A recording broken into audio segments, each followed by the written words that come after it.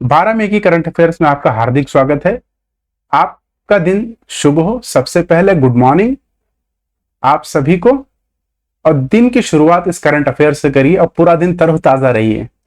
चलिए इसके साथ शुरू करते हैं। पहला प्रश्न है, क्या है जो हाल में खबरों में दिखाई दिया है?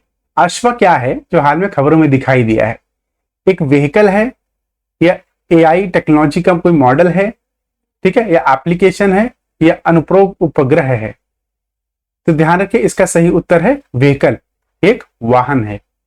ठीक है, अश्व एक वाहन है। तो आप देखेंगे इसे किसने बनाया है? एक एथॉन कंपनी है। ठीक है, एथॉन कंपनी ने इसे बनाया है, जिसका नाम अश्व है, जो कि 2 सीटर। ठीक है, अश्व जो कि 2 पहिया वाहन है। किसके लिए? आर्मी के लिए। ये आर्मी के लिए बनाया गया। Army in the sense of हमारे जो फोर्सेस हैं उनके लिए बनाया गया, ताकि चाहे सर्दी हो, गर्मी हो, बारिश हो, किसी भी और कैसा भी ट्रेन हो, पहाड़ हो या फिर आपका डेजर्ट हो, किसी भी एरिया में, वाटर में, सभी जगह ये चल सके। इसका नाम क्या है? अश्व। अश्वरेंज आरव जो कि 4 सीटर है, ध्यान रखिएगा। वही अद्भुत जिसे 6 सीटर के बनाया गया। ठीक है, अद्भुत को ध्यान रखिएगा। अद्भुत को 6 सीटर बनाया गया है, और किसके लिए काम करेगा? परिवहन और गश्त के लिए इसका यूज हुआ करेगा। कुछ इस प्रकार दिखता है ये। ठीक है, अब पूछेंगे किसने बनाया है ये? अश्व। तो एथॉन। अश्व वही है, देखिए, जैसे हम कहते हैं ना कि यूएसए ने भी ऐसा ही कुछ बना रखा है।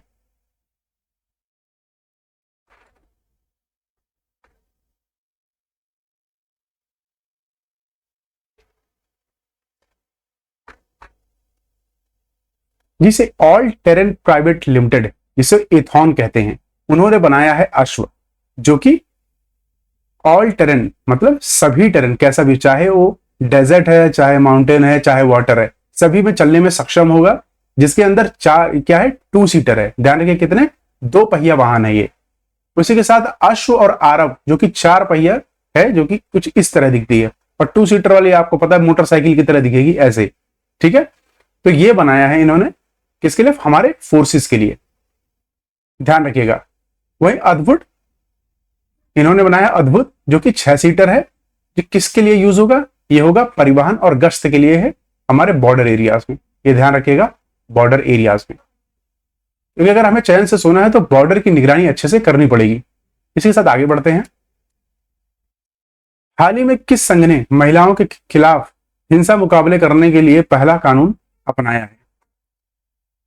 A African Union, B European Union, C WHO, या डी यूएन? तो इसका सही उत्तर है यूरोपियन यूनियन। यूरोपीय संघ ने अभी हाल ही में एक कानून बनाया है महिलाओं के लिए, जिसमें आप देखेंगे तो ये कानून का काम मेनली इसको बनाया क्यों गया? क्योंकि औरतों पे हो रहे अत्याचारों से निपटने के लिए, जैसे उनका जबरन विवाह हो गया और महिला जनगणना जननांगन, ठीक है, मतलब कि उनको जबरदस्ती उनके कपड़े उतार के बीच सड़क पे निकालना, ठीक है, और ऑनलाइन उत्पीड़न, कई बार औरतों का ऑनलाइन उत्पीड़न देखते हैं हम। इन सबको रोकथाम के लिए ये कानून बनाया गया है।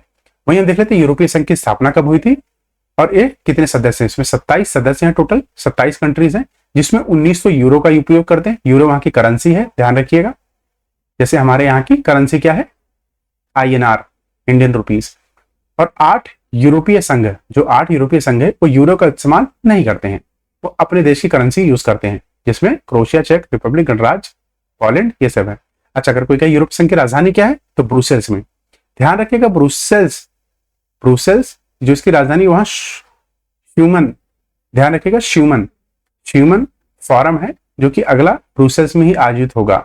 अभी हाल ही में कहां आयोजित हुआ था? इसका आंसर है दिल्ली। ध्यान रखिएगा, दिल्ली में श्यूमन फोरम आयोजित हुआ था।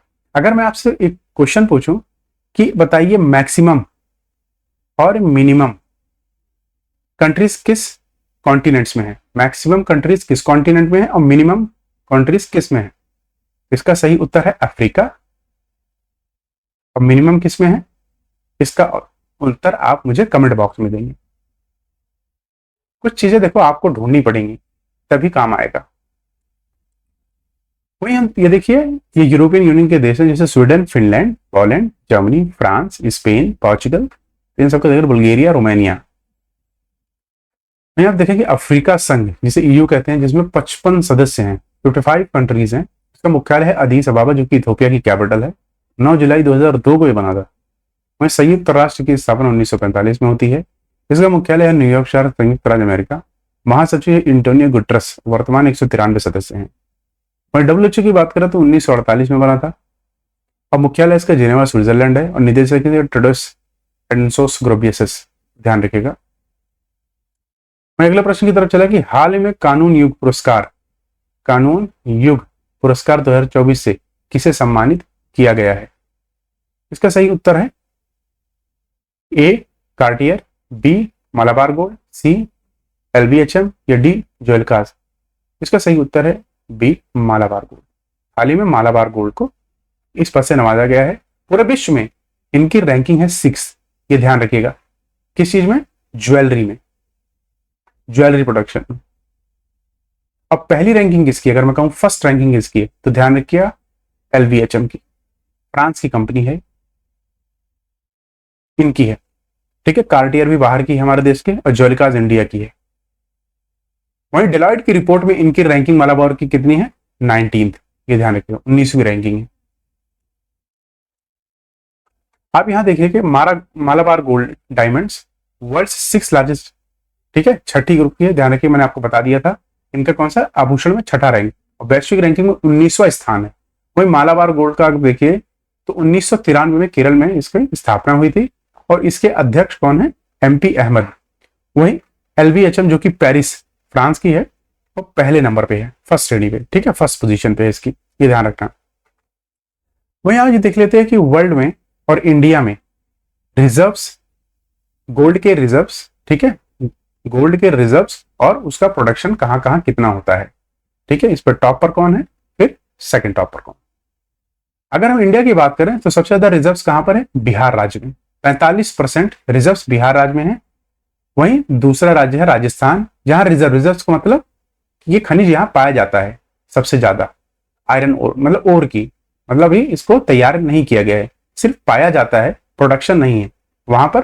ये ट्रैप हो रखा है, अभी ट्रैप हो रखा है। और वहीं उत्पादन अगर देखा जाए तो सबसे ज्यादा कौन है? कर्नाटक, उसके बाद आंध्र प्रदेश, फिर बिहार। अब देखिए कितना कोइंसिडेंस है, बिहार के पास सबसे ज्यादा है रिजर्व्स इनके पास, लेकिन प्रोडक्शन सबसे ज्यादा कर्नाटक के पास है, फर्स्ट रैंक। ठीक है, बिहार का क्या है? फर्स्ट, रिजर्व्स में फर्स्ट रैंक है। सेकंड रैंक किसकी है? आंध्र प्रदेश की। वहीं अगर एक आपको बड़ी इंटरेस्टिंग फैक्ट बताओ, दक्षिण अफ्रीका में मेपोंग सोने की खान दुनिया की सबसे गहरी खदान है, जिसकी 3.9 किलोमीटर गहरी है। वहीं इंडिया का आपको याद होगा केजीएफ, आपने मूवी देखी होगी केजीएफ, ठीक है, जिसमें यश ने बहुत अच्छी एक्टिंग की थी। तो केजीएफ का फुल फॉर्म क्या है? कोलारू गोल्ड फील्ड, जो कि कहां है? कर्नाटका में। अब ये अपने वृद्धावस्था पे आ गई है, मतलब खत्म होने की अवस्था पे आ गई है, और इसमें जितने भी गोल्ड थे सब एक्सट्रैक्ट कर लिए गए, सब निकाल लिए गए हैं। अब कभी भी ये खत्म हो सकती है, ध्यान रखिएगा। अब विश्व भंडार की बात करें तो सबसे ज्यादा रिजर्व कहां पाए जाते हैं? ऑस्ट्रेलिया में, लेकिन सबसे ज्यादा उत्पाद कौन करता है? चीन, ये आपको ध्यान रखना। अच्छा, अगर मैं सिल्वर का पूछूं, सिल्वर का सबसे ज्यादा प्रोडक्शन कौन करता है? कमेंट बॉक्स में बता सकते हैं आप मुझे, प्लीज कमेंट बॉक्स में कमेंट कीजिए। ऑप्शन देता हूं, पेरू, क्यूबा,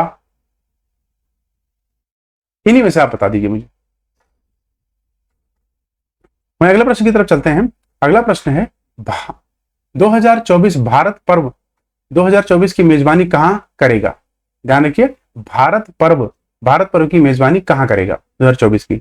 ए France, B USA, C Dubai या डी यूके। इसका सही उत्तर है फ्रांस। फ्रांस की एक जगह है कांस, जिसका फिल्म फेस्टिवल भी होता है, आपको याद होगा, फिल्म फेस्टिवल होता है। ठीक है, तो वहां पर इसका आयोजन इस बार भारत पहली बार करेगा, ध्यान रखिएगा, पहली बार करेगा। तो यहां देखिए कांस, जिसमें कांस फिल्म फेस्टिवल फ्रांस का, जिसकी स्थापना 1946 में हुई थी।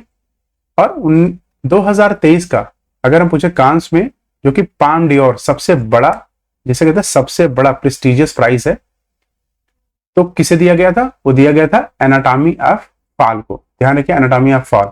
वहीं ग्रांड प्रिक्स जो कि दूसरा सबसे प्रतिष्ठित पुरस्कार है 2023 में, उसे किया है जोन ऑफ इंटरेस्ट। ध्यान रखिए, जोन ऑफ इंटरेस्ट। और वहीं अगर पाम डियोर दिया गया था एनाटॉमी ऑफ फॉल, कहाँ की मूवी है? जापान की। देखिए, मूवीज के लिए दिया जाता है, ध्यान रखिए, मूवीज जो कि ड्रामा भी हो सकती है, फिक्शन हो सकती है, एक्शन हो सकती है, कुछ भी। तो पाम डियोर ये देखिए कुछ ऐसा होता है, गोल्डन लीफ होती है, ठीक है। और वहीं कांस में देखिए, जितना हो सके उतना सुंदर बन के लोग रेड कारपेट पे चलते हैं, ठीक है। इसी को कहते हैं कांस फिल्म फेस्टिवल, जो कि हर साल आयोजित किया जाता है। अगला है, किस भारतीय फर्म को AIMS के लिए दुनिया का पहला ISO 4201 2023 प्रमाण पत्र हुआ? मतलब दुनिया का पहला है। ए इंफोसिस, बी विप्रो, सी जोहो या डी टाटा? तो इसका सही उत्तर है ए इंफोसिस। आप मुझे कमेंट बॉक्स में ये बताइए, इंफोसिस के फाउंडर कौन है? अभी हाल ही में उन्होंने बयान दिया था कि लोगों को हफ्ते में 70 से 80 घंटे काम करने चाहिए, जिस पर काफी विवाद हुआ था। तो चलिए मैं बताता हूं, एन नारायण मूर्ति, ध्यान रखिएगा, इसके फाउंडर हैं। वही आइए थोड़ी सी इसके चीजें जान लेते हैं कि देखिए, इंफोसिस ने टीयूबी इंडिया द्वारा AI प्रबंधन प्रणालियों पर दुनिया के पहले अंतरराष्ट्रीय मानक artificial intelligence management system M के लिए ISO 42001 2023 प्रमाणित किया गया। तो ये प्रमाणिक है, जैसे कि हमारे यहाँ ISO होता है, सर्टिफिकेशन होती है, वो किस लिए होती है? सामान की कैसा है सामान, उसकी गुणवत्ता के लिए। वैसे ही ISO 42001 2003 AI की गुणवत्ता के लिए काम करता है कि इसकी गुणवत्ता ठीक है कि नहीं। तो पहली कंपनी पूरे वर्ल्ड में कौन बनी है? इंफोसिस का ध्यान रखना है। इंफोसिस का मुख्यालय वहीं बेंगलोर और कर्नाटका में है। इसकी स्थापना 1981 में हुई थी, आपको ध्यान रखना है, ठीक है। ये एन नारायण मूर्ति हैं, ध्यान रखिए। इनकी वाइफ सुधा मूर्ति, जिनको हाल ही में राज्यसभा से अभी सांसद बनाया गया है, ध्यान रखिएगा, ठीक है। राज्यसभा से इनको सांसद बनाया गया है, इनकी वाइफ को, सुधा मूर्ति। वहीं ISO 24001 एक अंतरराष्ट्रीय मानकीकरण है, ठीक है, जो कि जवाबदार है AI पर मजबूत शासन संरचना स्थापित करने का उद्देश्य रखता है। इसका मुख्यालय कहां है? Geneva, Switzerland. ये आपको ध्यान रखना है, ठीक है, जो कि यूरोपियन कंट्री है। कैसी है? एक यूरोपियन कंट्री है, ये आपको ध्यान रखना है। अगला प्रश्न है, भारत के कितने प्रतिशत पात्र बच्चों के खसरे के टीके की कोई खुराक नहीं मिली? A 14%, B 13%, C 12% या D 10%? इसका सही उत्तर है C 12%। 12% बच्चों को खसरे का खुराक नहीं मिलती है हमारे देश में। वहीं इसके लिए वैक्सीनेशन कौन सी है खसरे के लिए? तो ध्यान रखिए, MMR वैक्सीन है। और विटामिन A अगर लेते हैं तो इसकी कमी को दूर किया जा सकता है, इससे लड़ा जा सकता है। वहीं वायरस के कारण होने वाले अन्य रोग जिनको हम जान लेते हैं, जैसे चिकन पॉक्स किसकी वजह से? वेरिसेला जोस्टर वायरस के कारण। ये ध्यान रखना, वेरिसेला जोस्टर। और चेचक किसके होता है? Variola virus. ध्यान रखिए, वेरियोला कंफ्यूज मत होना, वेरियोला और वेरिसेला जोस्टर। वही सामान्य सर्दी जिसे होता है कॉमन कोल्ड बोलते हैं हम लोग, होता है राइनो वायरस के कारण। वहीं एड्स होता है HIV ह्यूमन इम्यूनो वायरस के कारण। खसरा होता है खसरा वायरस के कारण, ठीक है, खसरा वायरस, मम्स वायरस जिसे बोलते हैं, क्या बोलते हैं? मम्स। वहीं कष्टमाला एक मम्स वायरस है के कारण होता है, ठीक है। रेबीज वायरस के कारण। ये कष्टमाला, सॉरी, ये खसरा जो कष्टमाला, ये गलत हो गया है, इसको छोड़ दीजिएगा।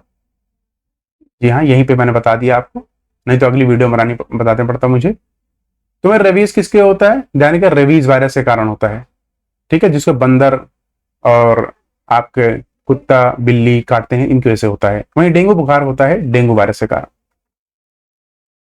और अगला प्रश्न है, भारत और फ्रांसीसी सेनाओं के बीच 7वां संयुक्त सैन्य अभ्यास शक्ति 2024 कहां हुआ है? ए मेघालय, बी सिक्किम, सी गुजरात या डी महाराष्ट्र? तो इसका सही उत्तर है ए मेघालय। अभी हाल ही में मेघालय में एक्सरसाइज कंडक्ट हुई है, जिसका नाम है शक्ति 2024, ध्यान रखिएगा, ठीक है। ये ज्वाइंट मिलिट्री एक्सरसाइज है फ्रेंच आर्मी और इंडियन आर्मी के बीच में, ठीक है। तो बाकी कुछ हम ऑपरेशंस इंडिया के देख लेते हैं, जो कि इंडिया कंडक्ट करी है काफी देशों में। तो ध्यान रखिए, पहला ऑपरेशन सरद हवा जो कि बीएसएफ की है, ऑपरेशन करुणा जो कि चक्रवात प्रभावित म्यांमार में की गई थी उनकी सहायता के लिए, ऑपरेशन गंगा यूक्रेन में फंसे भारतीयों को निकालने के लिए, ऑपरेशन मेघदूत सियाचिन में विजय के लिए। ठीक है, आप ये बताइए डेट कभी इसकी आप मुझे तिथि बताइए, कौन से सन में, सिर्फ मुझे सन बताइए। वही ऑपरेशन ऑल आउट था, आपको पता है ऑल आउट का मतलब सबको बाहर खदेड़ो, वही जम्मू कश्मीर में आतंकवादियों को बाहर खदेड़ने के लिए किया गया था। ऑपरेशन पोलो, आपको पता जब भी पोलो याद आए हैदराबाद याद कर लेना। ठीक है, भारत में मिलाने के लिए 1948 के आसपास इसको किया गया था। ठीक है, ऑपरेशन देवी शक्ति वही अफगानिस्तान में फंसे भारतीयों को निकालने के लिए किया गया था। वही ऑपरेशन राहत यमन में भारतीयों को वापस लाने के लिए। ऑपरेशन उपलब्ध आरपीएफ ने, ताकि क्या है उपलब्ध मतलब कि जब ऑपरेशन आप रेलवे की टिकट लेते हैं, रेलवे की टिकट लेते हैं, कई बार क्या था हमें टिकट मिलती नहीं है, क्यों? क्योंकि जो बड़े बड़े लोगों ने साइबर कैफेज खोल रखे हैं वो सारे बहुत सारे टिकट बुक कर लेते हैं जिसके से हमें नहीं मिलती, तो उनकी बल्क बुकिंग को कैंसिल करने के लिए ये चला गया था अभियान। ऑपरेशन अजय इजराइल से अपने नागरिकों को वापस निकालने के लिए। ऑपरेशन कावेरी युद्धग्रस्त सूडान से अपने नागरिकों को निकालने के लिए। ऑपरेशन ध्वस्त एनआईए ने देश भर में आतंकियों को साफ करने के लिए निकाला था। ऑपरेशन अल अक्सा फ्लड, हमास ने जब इजराइल पे आक्रमण किया था तो अल अक्सा फ्लड नाम दिया था उसे, कोड नेम का। ऑपरेशन चक्र, और वहीं बताइए इजराइल ने जवाबी हमले का क्या नाम दिया था? जब इजराइल ने जवाबी हमला दिया, जवाबी हमला किया, उसका क्या नाम दिया था? ये मुझे आप कमेंट बॉक्स में बताइए। ऑपरेशन चक्र सीबीआई ने किया था, ध्यान रखिए, ऑपरेशन चक्र 2 नाम इसका। ऑपरेशन अमृत केरल में जब बाढ़ आई थी, अब ध्यान रखें उनको लोगों को बचाने के लिए। ऑपरेशन दोस्त तुर्की और सीरिया में भूकंप में मदद करने के लिए इंडिया की तरफ से ऑपरेशन चलाया गया था। ऑपरेशन आहट आरपीएफ, जब कोविड-19 में लोग अपना घर छोड़ के लोग निकल गए थे, ठीक है, तो लोगों को सही सलामत उनके घर पहुंचाने के लिए रेलवे प्रोटेक्शन फोर्स ने, ठीक है, आरपीएफ की full form railway protection force, ये आपको ध्यान रखिए, ठीक, रेलवे प्रोटेक्शन फोर्स। वही अगला प्रश्न है, हाल ही में किस संगठन ने 2024 के लिए आधुनिक खाने की आदतों के अनुरूप भारतीयों के लिए अन्न आहार निर्देशित जारी किए? Indian Council of Medical Research, food and agriculture organization, C food and safety standard of authority, या इंडियन मेडिकल एसोसिएशन? इसका सही उत्तर है A, Indian Council of Medical Research. इसका ध्यान रखिएगा, कंफ्यूज मत होइएगा कि सी में, कि भारतीय खाद्य एवं सुरक्षा मानक प्राधिकरण, ये ध्यान रखिए, इस पर बिल्कुल भी कंफ्यूज मत होइएगा, ये ध्यान रखिएगा। हाल ही में हुआ क्या कि लोग जो हैं स्वीट्स का, जिसे कहते हैं शुगर और नमक का, आयोडीन का, ठीक है, सॉल्ट का जिसे बोलते हैं, सॉल्ट का उपयोग ज्यादा कर रहे हैं, लोग मोटे होते जा रहे हैं, ठीक है, जिससे हार्ट अटैक का खतरा बढ़ता जा रहा है। इसकी वजह से Indian Council of Medical research ने ये बयान दिया है और बोला है कि अपने बच्चों के और अपने खाने में सुधार करिए और रेगुलर योगा, ठीक है, रेगुलर योगा एक्सरसाइज जरूर करिए, तकरीबन 1 घंटा डेली, अगर फिट रहना है। ओबेसिटी को मारिए, ओबेसिटी मतलब मोटापा। तो यही हम जान लेते हैं Indian Council of Medical research, ध्यान रखिएगा किसके अंदर आती है? मिनिस्ट्री ऑफ हेल्थ, ठीक है, ministry of health. Hindi medium वाले प्लीज क्षमा करिएगा कि मैं आपके लिए हिंदी का ये नहीं बना पाया, बाकी मैं कोशिश करूंगा आपको यही लिखवा दूं, तो आप लिख लीजिए आराम से, ministry of health, health department के जरिए, ठीक है। इसकी स्थापना हुई थी 1911 में। वही आप एक चीज ध्यान रखिएगा, नेशनल इंस्टीट्यूट ऑफ न्यूट्रिशन कहां पर है? ये हैदराबाद में। हैदराबाद किस राज्य में आता है? आप मुझे कमेंट बॉक्स में बताइए। स्टेट कौन सी हैदराबाद की? हैदराबाद कौन से राज्य में आता है? आंध्र प्रदेश, तेलंगाना, तमिलनाडु, कर्नाटका। मैं गारंटी देता हूं जितने लोग ये वीडियो देख रहे होंगे उसमें से कई लोगों को इसका राज्य नहीं पता होगा कि हैदराबाद किस राज्य में आता है। इसमें शर्माने की बात नहीं है कुछ भी, लेकिन थोड़ा सा पता होना चाहिए। फूड एंड एग्रीकल्चर ऑर्गेनाइजेशन, इसकी हम देख लेते हैं स्थापना कब हुई थी? तो 1945 में हुई थी, 78 साल पहले। इसका अगर हम कहें हेडक्वार्टर कहाँ है तो रोम इटली में है, ये ध्यान रखिएगा, इटली रोम की राजधानी है, वहां इसकी कैपिटल है, यूनाइटेड नेशन के अंदर काम करती है। दूसरा फसाई का, फसाई है रेगुलेटरी अथॉरिटी ऑफ इंडिया है, जो कि मिनिस्ट्री ऑफ हेल्थ के अंदर आती है, और इसको इस टाइम्स के चेयरमैन कौन है, अपूर्वा चंद्रा, जो कि आईएएस ऑफिसर हैं। इसका हेडक्वार्टर नई दिल्ली में है। 2008 में इसकी स्थापना हुई थी, ये ध्यान रखना आप। वही इंडियन मेडिकल एसोसिएशन के बारे में बताएं तो मिनिस्ट्री ऑफ हेल्थ के अंदर काम करती है ये, ठीक है। इसकी स्थापना 1928 में हुई थी, हेडक्वार्टर नई दिल्ली में है। एब्रीविएशन आईएमए, मतलब एब्रीविएशन का मतलब शॉर्ट फॉर्म। वही अगला प्रश्न की तरफ चलें तो अगला प्रश्न है सुनोई रूपाई वन्य जीव अभ्यारण्य जो हाल में खबरों में देखा गया है किस राज्य में है? ए असम, बी कर्नाटक, सी राजस्थान या डी मणिपुर। इसका सही उत्तर है ए असम। असम में है ये वाइल्ड लाइफ सेंचुरी। तो क्या आपको wild life sanctuary, national park और बायोस्फीयर रिजर्व में डिफरेंस पता है? तो इनमें डिफरेंस भी थोड़ा जान लीजिए, कौन स्टेट गवर्नमेंट के अंदर आता है, कौन नेशनल मतलब स्टेट गवर्नमेंट, कौन सेंटर के अंदर आता है, या कौन दोनों के अंदर आता है, ये थोड़ा जान लीजिए। और देखिए असम के कुछ और इंपॉर्टेंट देख लेते हैं।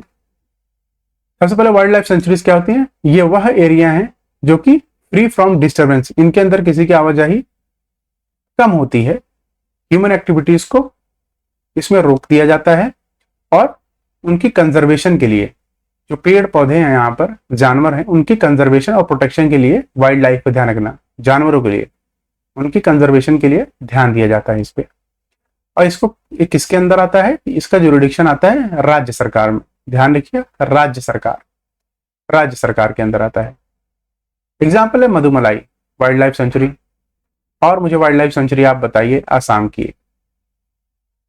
वही नेशनल पार्क आता है पोरिया। अब जो इसमें पूरा एरिया होता है, सपोज करो ये है आपका बायोस्फीयर रिजर्व, अगर ये वाइल्ड लाइफ सेंचुरी है तो ये है नेशनल पार्क, लेकिन नो ह्यूमन एक्टिविटी, इसके अंदर कोई ह्यूमन एक्टिविटी अलाउड नहीं होती, मतलब कुछ भी नहीं कर सकते, ना यहाँ से पत्ते उठा सकते हो, ना पेड़ काट सकते हो, कुछ अलाउड नहीं होता यहाँ पे, ठीक है। नेशनल पार्क्स आते हैं सेंट्रल गवर्नमेंट के अंदर। अगर ये पूछ लिया जाए आपसे कि नेशनल पार्क किसके अंदर आते हैं, आपको ध्यान रखें केंद्र सरकार के अंदर आते हैं, केंद्र सरकार। और वाइल्ड लाइफ सेंचुरी राज्य सरकार, ध्यान रखिए। उसके बाद biosphere reserve. Biosphere reserve is an area land water. अच्छा, बायोस्फीयर रिजर्व एक बहुत बड़ा एरिया होता है, ये बायोस्फीयर रिजर्व है, इसके अंदर आप ये देखना वाइल्ड लाइफ सेंचुरी हो सकती है और ये नेशनल पार्क। और एक बायोस्फीयर रिजर्व में इसमें ट्रांजिशन जोन होता है, कोर जोन होता है, ध्यान रखिए, transition zone, core zone. Core zone में कुछ अलाउड नहीं होता, ध्यान रखिए, नथिंग इज अलाउड, कुछ अलाउड नहीं होता, कुछ अलाउड नहीं। वही ट्रांजिशन जोन में ह्यूमन एक्टिविटीज थोड़ी अलाउड होती हैं, लोगों का आना जाना, वहां से लकड़ी ले सकते हैं, ये सब अलाउड होता है। वही बफर जोन में आप गश्त लगा सकते हो, गाड़ियों से लोग घूमते हैं जो, ये सब ये होता है। लेकिन जो आपका इंटरमीडिएट जोन है, यहाँ पूरी तरह अलाउड नहीं होता कि आप यहाँ रह सकते हो, कुछ नहीं, बस आप लकड़ियां उठा सकते हो, ये सब, बाकी रह नहीं सकते आप, ठीक है। बायोस्फीयर रिजर्व किसके अंदर था? यूनेस्को के अंदर, यूनाइटेड नेशंस, ये ध्यान रखना आपको। United Nation Education and Scientific and Cultural Education Organisation, इसको ध्यान रखें, जैसे नीलगिरी बायोस्फीयर रिजर्व्स। वहीं आप आसाम के कुछ इंपॉर्टेंट और आप ये देख लीजिए इनके और वाइल्ड लाइफ सेंचुरीज और नेशनल पार्क्स। तो काजीरंगा नेशनल पार्क किस नदी के किनारे है? तो ध्यान रखिए, ये आपकी आ रही है ब्रह्मपुत्र नदी। लोखाना वाइल्ड लाइफ सेंचुरी आपकी यही आसाम में है। ओरांग नेशनल पार्क आपका देख रहे हैं, नेशनल पार्क ओरांग यहाँ पर है। मानस वाइल्ड लाइफ सेंचुरी आपका आसाम में है फिर से, ठीक है। होलंगापुर गिवा वाइल्ड लाइफ सेंचुरी आपका यहीं पर है। वहीं दिब्रू शुकोवा नेशनल पार्क आपका यहीं है। अच्छा, काजीरंगा किस लिए फेमस है, मुझे आप बता सकते हैं? काजीरंगा फेमस है वन हॉर्न राइनासोर्स के लिए, देखिए राइनासोर्स, ये आपको ध्यान रखना है। अच्छा, आसाम की कैपिटल क्या है? दिसपुर। इसके आप मुझे सीएम कौन है आसाम के, बताओ। उनका नाम एच से स्टार्ट होता है और एस पे खत्म होता है, शर्मा जी हैं। तो आप बताइए कमेंट बॉक्स में। अगला प्रश्न है, हाल ही में मोहम्मद इदरिस डेबी को किस अफ्रीकी देश के राष्ट्रपति के रूप में चुना गया है? ए ग्वाटेमाला, बी सेनेगल या सी नामीबिया, डी कांगो। इसका सही उत्तर है डी कांगो। कांगो के लिए हाल ही में इनको चुना गया है। वहीं और देख लेते हैं हम किस देश के राष्ट्रपति नए नियुक्त हुए हैं 2024 में और नए प्रधानमंत्री जो नियुक्त हुए हैं।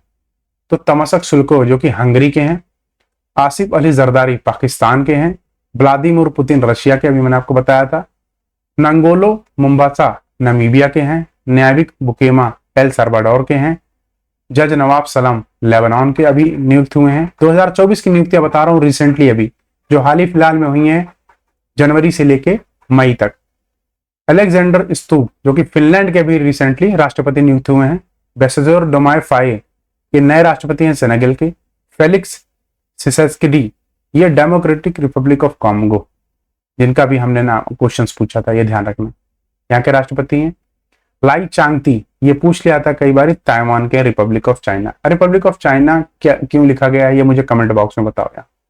ताइवान पे क्योंकि चाइना हमेशा क्लेम करता है कि मेरा है।